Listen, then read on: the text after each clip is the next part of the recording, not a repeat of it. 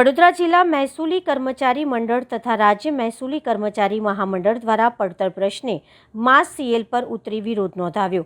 પોતાના પડતર પ્રશ્નોને લઈને આજરોજ વડોદરા જિલ્લા મહેસૂલી કર્મચારી મંડળ તથા રાજ્ય મહેસૂલી કર્મચારી મહામંડળ દ્વારા માસ સીએલ કરવામાં આવી રહ્યું છે।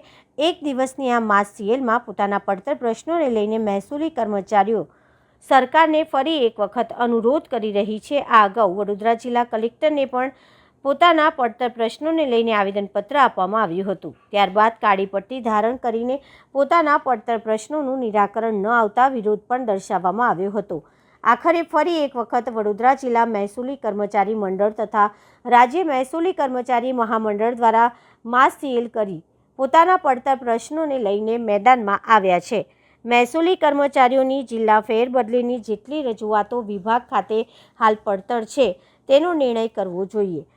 જિલ્લા ફેરબદલીની નવીન અરજીઓ માટે કલેક્ટરનું એનઓસી મેળવવાની પ્રથા બંધ કરી પારદર્શક રીતે જિલ્લા બદલીની અરજીઓનો તે જ વર્ષમાં નિકાલ કરવાની પ્રથા અમલમાં મૂકવી જોઈએ। ઉપરાંત વર્ષ 2015ના તમામ ક્લાર્ક વર્ગના કર્મચારીઓને પ્રમોશન આપવું જોઈએ તેમજ વર્ષ 2012ના નાયબ મામલતદારોની સિનિયોરિટીની યાદી ડીમ્ડ ડેટના લાભ સાથે પ્રસિદ્ધ કરી મામલતદારના પ્રમોશન આપવા જોઈએ તેવી માંગ મહેસૂલી કર્મચારીઓ દ્વારા ઉઠી છે। રાજ્યના મહેસૂલી કર્મચારીઓ આજરોજ પોતાના પ્રશ્નોની માંગણીઓ માટે માસ સીએલ ઉપર જોડાણેલા છે।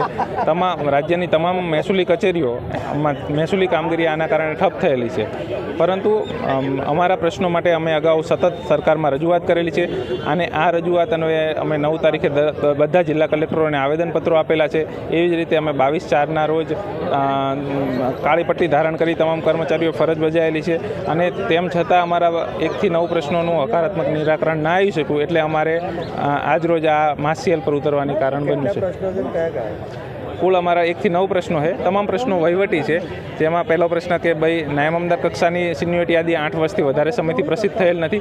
એવી જ રીતે ક્લાર્કથી નાયબ મામલતદાર પ્રમોશનમાં જગ્યાઓ ખાલી છે અને પ્રમોશન માટે ઉપલબ્ધ કર્મચારીઓ છે તેમ છતાં પ્રમોશન આપવામાં આવતા નથી।